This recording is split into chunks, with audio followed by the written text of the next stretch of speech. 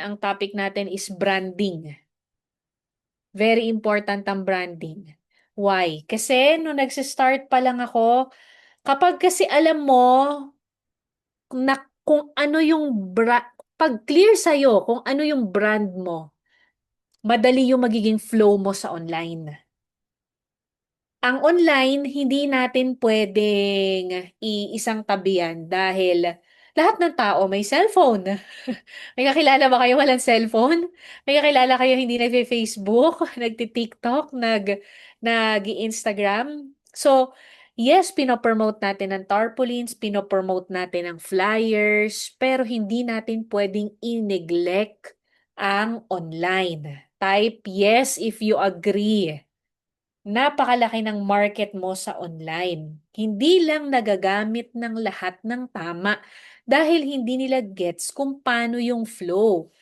Actually, yung iba nag enroll pa ng mga classes sa mga iba-ibang mga gurus, pero actually it's very simple. Siguro kaya siya naging simple kasi graduate akong advertising. No? So may bachelor's degree ako sa advertising, kaya siguro pagdating sa akin, medyo common sense siya, hindi ko siya natuturo. Pero I found out na sa ibang tao hindi pala siya common sense. Kailangan pala na step by step mo siyang ituro. No? So ano muna ba yung branding? Okay. Branding is the process of creating a distinct identity for a business in the minds of the target market and the general population. Ang hirap na maintindihan. Ano ba yan, mens? Sa madaling salita, in layman's term, paano mo gustong makita ka ng madlang people? Okay? Yun lang siya. Ganun lang siya kasimple. Kumbaga, pagka tinatanong ka ng prospect mo, ano ang difference ni I am worldwide na networking compared sa ibang networking? So, ikaw naman, as a mentor, ano ang difference mo sa ibang mentors? 'Di ba?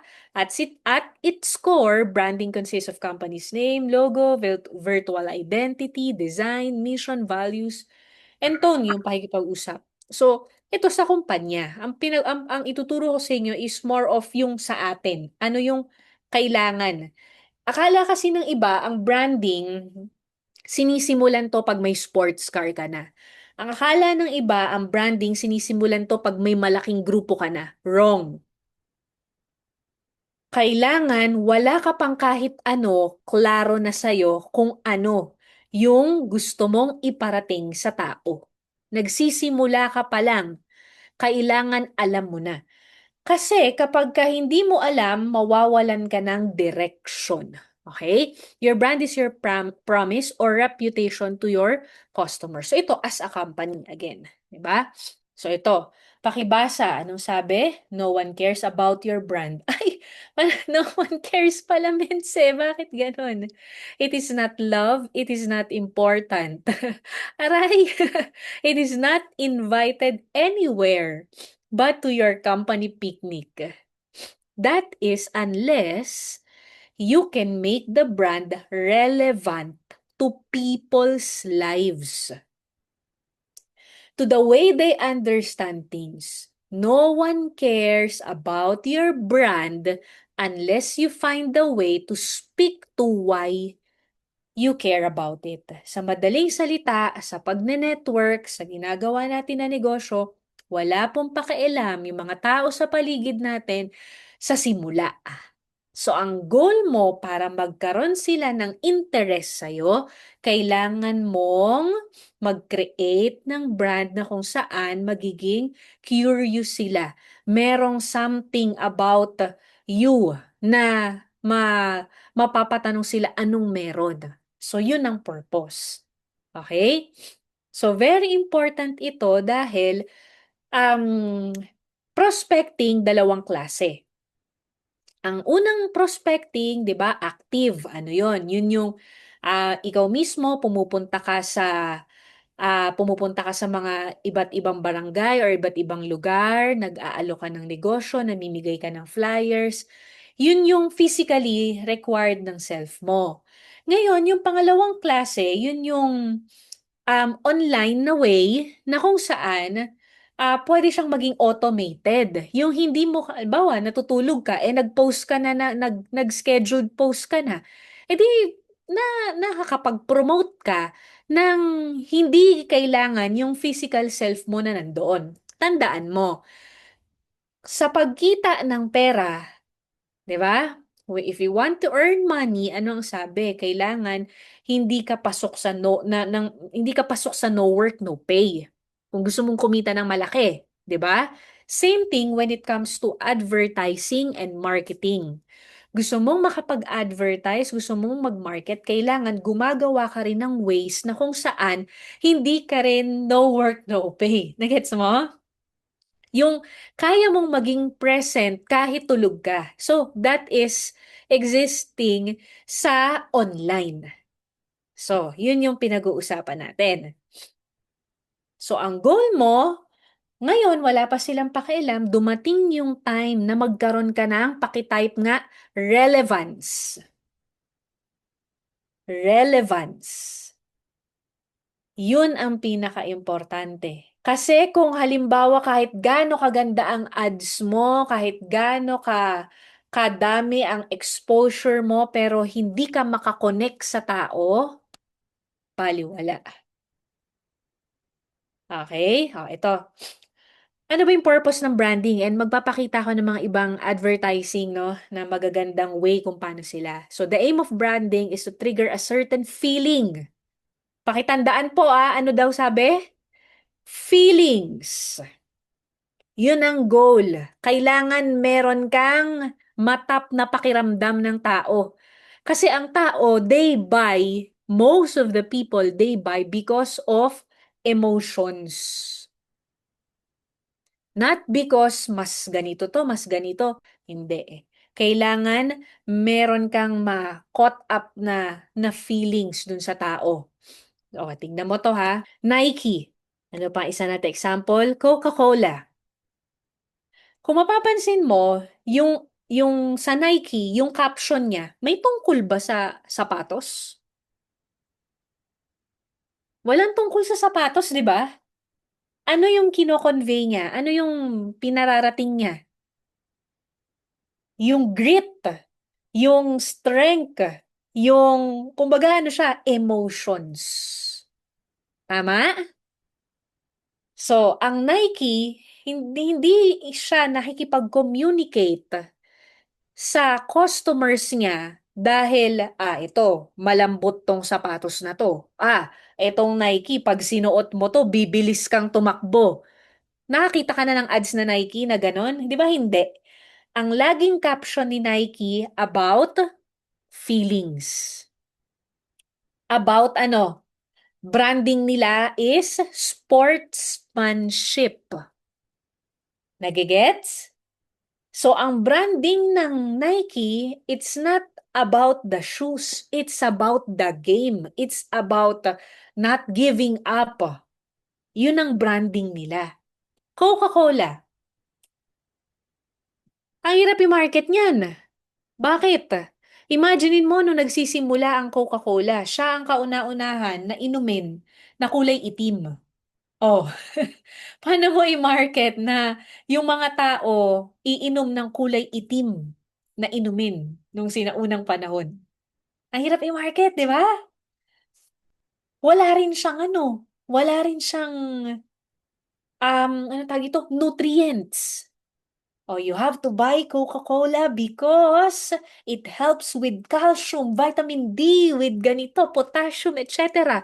Nakita ka na ng ng nutrition facts ang minamarket ng Coca-Cola? Hindi rin. Pero bakit worldwide kilala? Ano ang tinap? Feelings again. Ang tinap nila yung emotions pag may gathering. Yan naman ang ginamit nila. So, pag Pasko, family, 'di ba? So, ano na naman yun? Emotions. So, ang idea, pag branding, kailangan makakonect ka through emotions. Okay? O, isa pang example ng Nike. Ganda, no? Galing. They keep you alive. Tapos, yung lungs. Ang galing. So, kung mapapansin mo, ano siya? Relevance sa market. 'Di ba? So, your brand is pwede nyo i-screenshot, wag nyo na lang i-post, pwede ko ibigay sa inyo ang PowerPoint para ma-review nyo kahit di na kayo notes, no? Your brand is your reputation. People follow people, not just products. Example, bakit may endorsers? Because people follow people, not products. It's very simple. Bakit may endorsers? People follow people. Tignan mo to. Example, kilala nyo si Doc Willie, yung mga sumisikat na mga doktor ngayon sa social media. Pansinin mo, pag nag-endorse sila or may hinawakan silang produkto, binibili. Pag sinabi nila, okay to, binibili ng mga tao na naniniwala sa kanila. Kasi again, people buy not because of the products. 'Di ba? Dahil dun sa tao na nag-endorse ng products. O ngayon, tanggalin natin yung endorsers na ambassadors. Sino ang nag-endorse ng products kapag ka nasa networking ka? Ikaw, tama, Mentor Tayo. Matet. Exactly, Mentor Matet, tayo. 'Di ba? So, ibig sabihin, kaya ka nasa network marketing, para kang artista dito. Ikaw yung endorser through your network. So, people will buy your products depending on your branding, depending on your credibility. Kahit na-try nyo na yung meron kayong mga nakakausap na ang hirap hindian, pero meron din kayong mga nakausap na salesperson na ang bilis din hindian, di ba? May mga ganong tao. So, meron silang branding, merong dating, meron sila na hindi natin inaaral most of the time. So, ito yun. Okay? Ngayon ganito. Yung authority, pag yung authority sa sales, it comes from consistency. Why?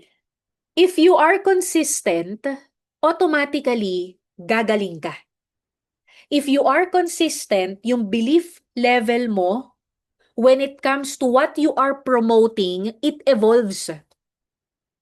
Gumagaling ka tumataas yung belief level mo, and the more na tumataas yung belief level mo, mas consistent mong ginagawa, mas nagiging natural sa'yo. So when it comes to being natural, your lifestyle is part of your brand. Branding creates attraction.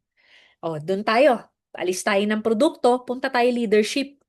Leadership branding multiplies your team. Explain ko to, don't worry. May mga next slides tayo, tsaka yung kung paano natin i-apply. Product branding matters too. Branding is a long-term equity. Ito yung pinaka-importante sa lahat na kailangan mo ma-digest, no? Branding is a long-term equity. Long-term. Marami kasi hanggang simula lang. Hindi pwedeng ganon.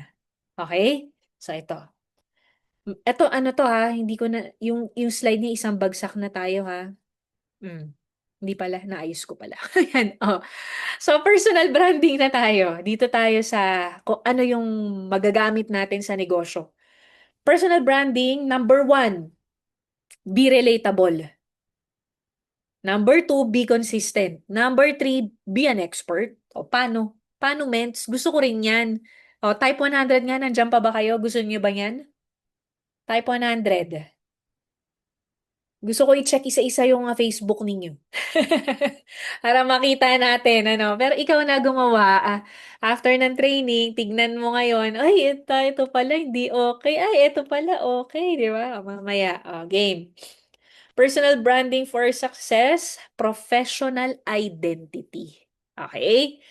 So, establish mo yung strong online presence mo by becoming visible, by posting consistently. Kasi by posting consistently, you can gain customers' trust. If may 5,000 na nakakakita niyan, tapos isang beses lang ikaw nag-post, tas wala na, wala na. Pero kung consistent, nakikita nila yung improvement. Connect with your target audience, communicate the value of your product, show expertise in your industry, expand your reach, build community, increase exposure. Paano natin gagawin yan? Ito pa rin. Ito tatlo. Teka. Okay, number one, start with your own identity. Anong gusto mong makilala ka? Saan ka gusto mong makilala? Pag sinabing Joseph, ano yung gusto mo na maisip nila? Pag sinabing Mikhail, o ano yung gusto mo na ma-picture out nila sa'yo? Start with your identity. When identity is clear, their content becomes consistent. Pagka ang gulo ng posting, alam mo yung chop suey, hindi kasi nila pinag-isipan, ano ba yung gusto kong makita sa akin? Pagpasok ko sa network marketing, ano ba yung gusto kong makita sa akin? Paki-type nga, ano ba yung gusto mong makita sa'yo? Very important kasi yun eh. O, bigyan ko kayo example. Si Mentor Jobert ngayon, anong branding niya? Ever since ito ang branding niya, from Xerox boy to multimillionaire. O, di ba? May mga ganon. May market yung ganon. So, ano yung branding mo? O kaya naman, si Mentor Elise, ano ang branding ni Mentor Elise? Your health coach. Yun ang branding niya. Di ba? So, ikaw, ano yung branding mo? Yung iba naman, si Mentor Patsy, mompreneur.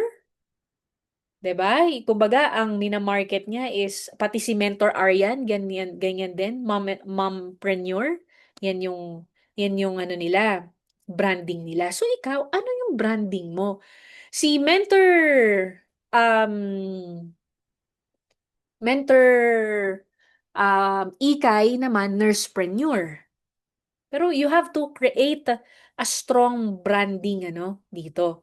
You have to create a strong brand recall. Oh, paano natin gagawin 'yun? Kailangan mo ma-picture out yung self mo na ano ka na. Kumbaga, successful ka na. Kasi kung hindi mo mapipicture yung sarili mo na successful ka na, hindi mo magagawa yung parang kumbaga ganito, beginning, end. Kailangan makita mo na yung end para magawa mo yung beginning, tas dire-diretso na yung gitna. Okay? O, sa MLM branding, lifestyle. Show real life. Ano yung real life? Daily routine, family moments, coffee shop work, attending trainings, and then yung mga simple wins. Nakapag-give me 5 ka, just for you ka, nakabili ka ng iPhone, simple wins, small wins. People follow a real life, not a perfect life. So, yun yung isa ha. Pangalawa, your product. Show the product fits their life. Not your life only, their life. So, yan yung morning routine, sharing ng improvement, stories ng mga na-improve about the products. So, we're not just about selling. You're showing experience. So, third is business journey. Document the journey. The first presentation, the first income, your meetings, new learned skills. Why? Because people are inspired by progress. Okay?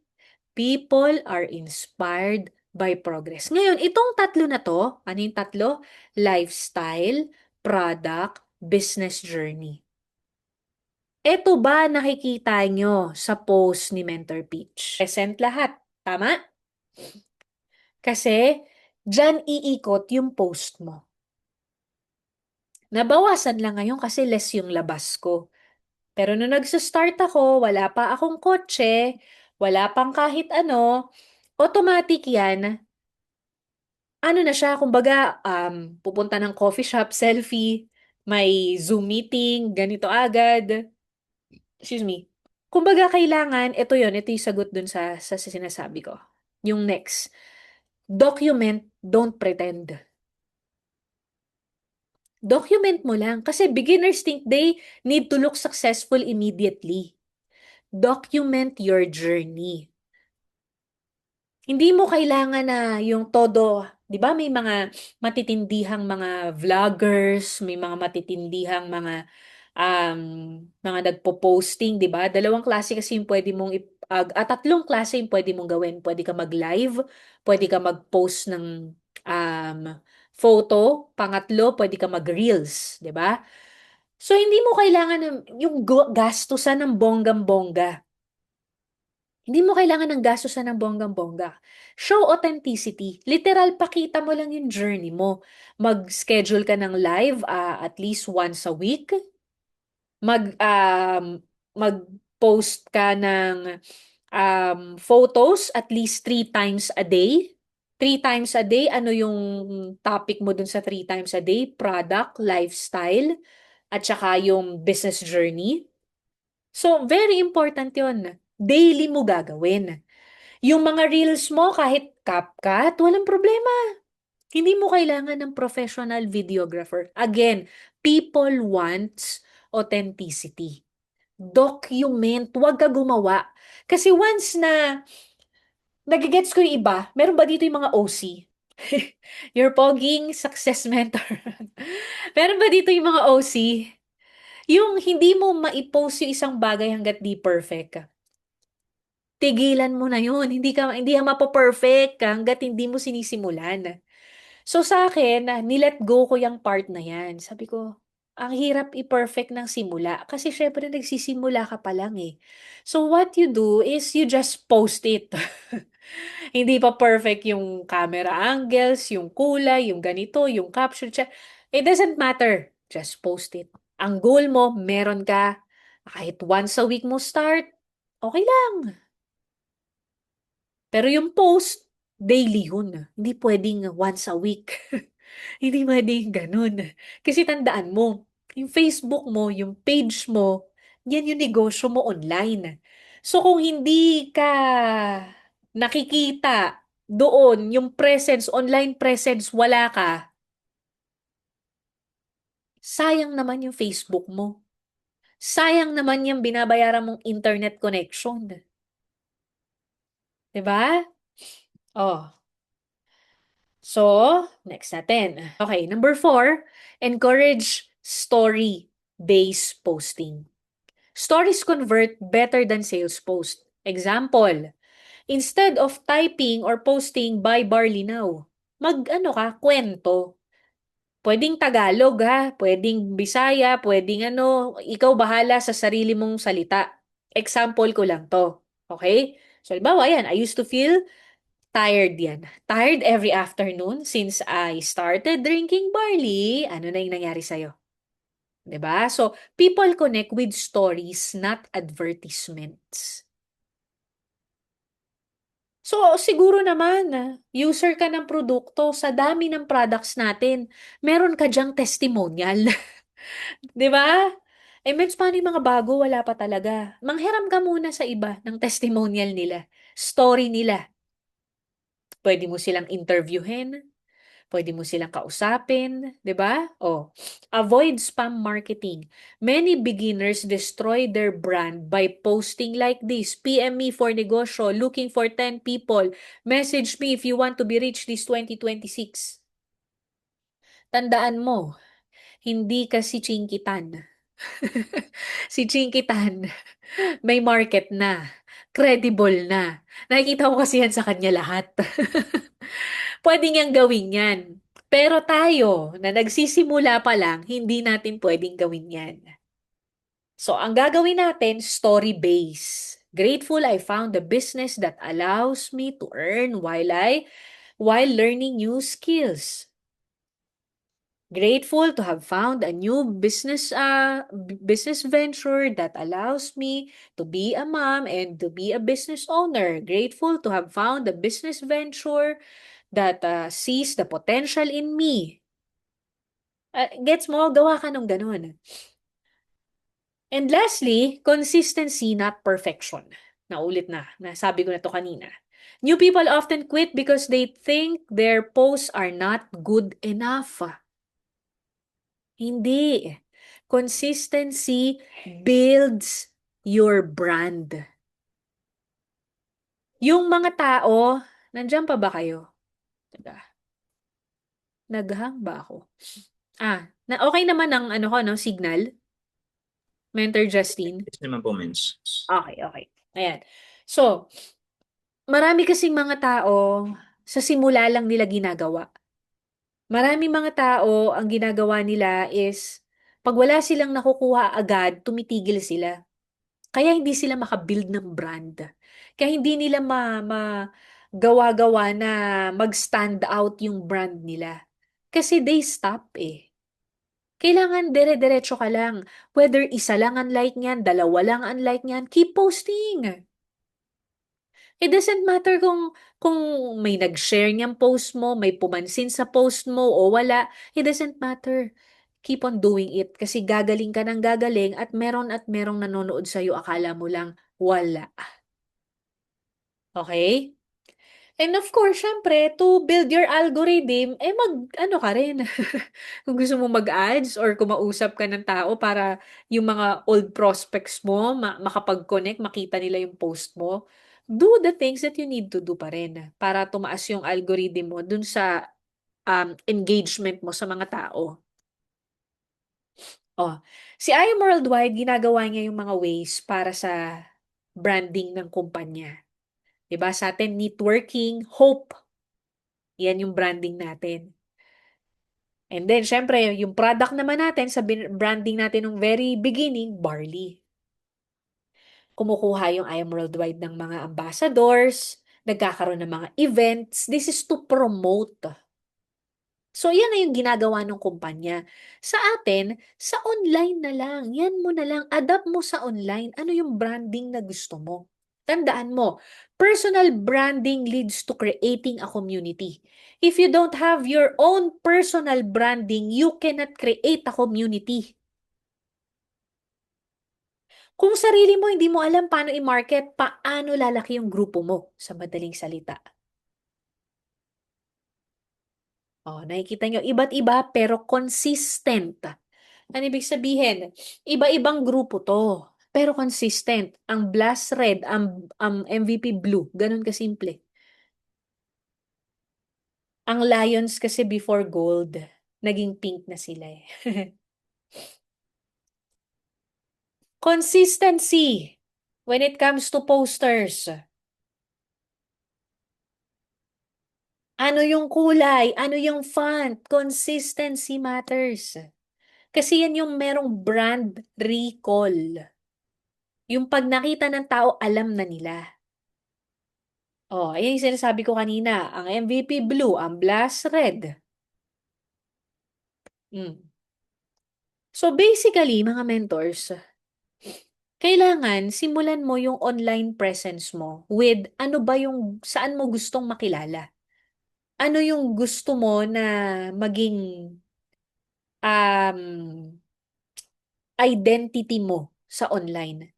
Sa I Am Worldwide kasi, hindi tayo nangheheram ng, ay, alam ko kasi sa pinanggalingan ninyo, you use the identity of your only one person, 001 ninyo. Then you use that. Sa I Am Worldwide, hindi. We empower. Build your own identity. Pero, with connection. Kaya kung mapapansin mo kanina, yung Blast, kahit na top earner na yung si Mentor Aryan, pula pa rin. 'Di ba?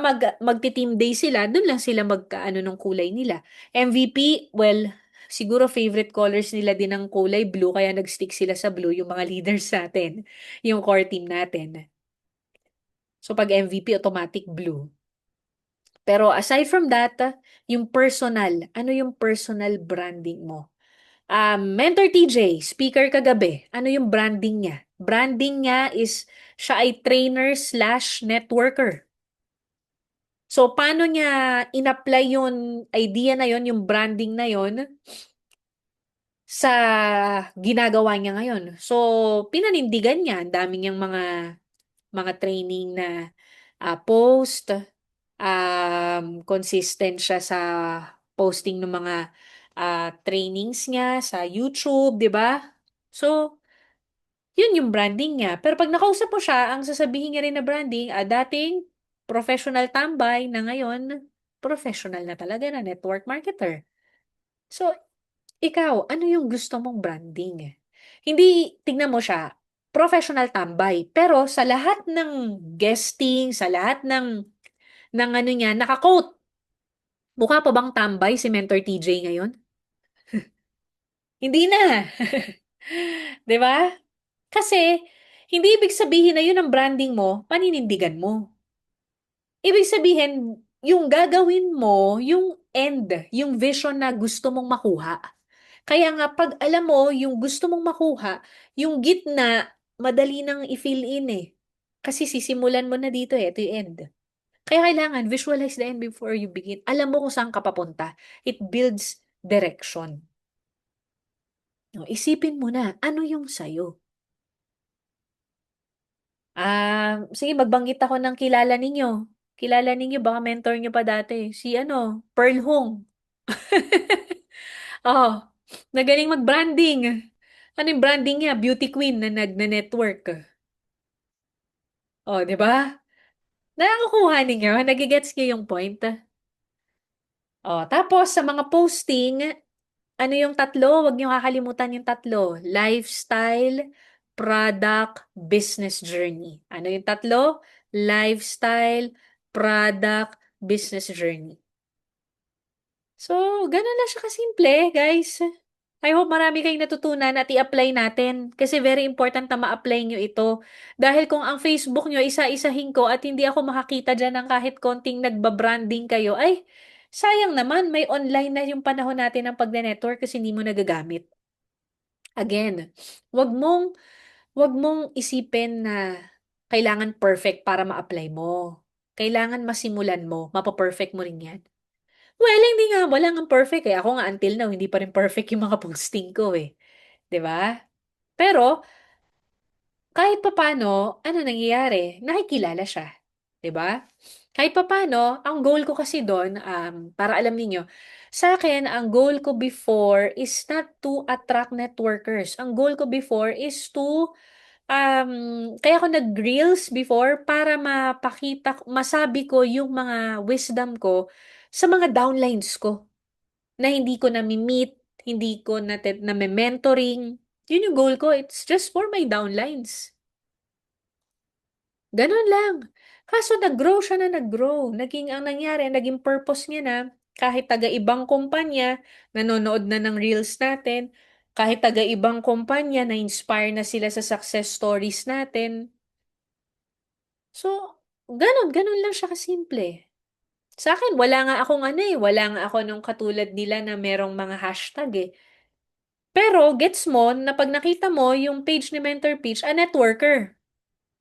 Top earner. Icon ng industry. Gets automatic. Bakit? Kasi for the longest time, for how many years, consistent tayo sa posting. I hope may natutunan kayo. Ano yung gusto mong maging consistent sa'yo? So sa akin, doon ako nagsettle. Doon ako yung, yung more on networker ako. Trainings, wisdom. Nag-a-add na lang ako ngayon kasi gusto ko lumawak yung market ko eh. Kaya nag-reels ako, nag-a day in my life ako ngayon. Gusto ko siya madagdagan. Dinagdagan ko na pinasukan ko na ng products, pinasukan ko na ng marketing nung sa bahay kasi sayang. 'Di ba? Before puro kotse lang. Sinamahan ko na rin yung travel before na ang lahat ng video ko, ng reels ko nasa ibang bansa. So, again, hindi siya effort sa akin because I just document. Pag tinignan mo yung page ko, documentation lang siya ng yearly na nangyayari sa akin. Ganun lang siya kasimple. Oo, ganun lang siya kasimple. So, hindi mo kailangan na todo-todo na talagang upuan mo. Hindi mo kailangan ng ganun. In fact, meron ka ng AI, marami ng taga-edit. 'Di ba? Kailangan mo lang maisip ano yung gusto mong maging online presence mo. You can use ChatGPT. May mga times na walang lumalabas sa utak ko. I use ChatGPT. Pero mas gusto ko pa rin yung personal, yung ako yung nag-iisip. Lalo na pag binalikan mo yung mga post ko na mga long post during pandemic, wala pang, di pa ako nung gumagamit, wala, di, at all, not at all. So makikita mo talaga na nakaka-connect sa market, nakaka-connect sa mga tao. Kasi very important yun eh. Pero paminsan, lalo na ngayon, preggy, napapregnancy brain ako, parang nawawalan ng laman yung utak ko. So, I use the help of AI. So, marami ng tools, guys. Create your own branding.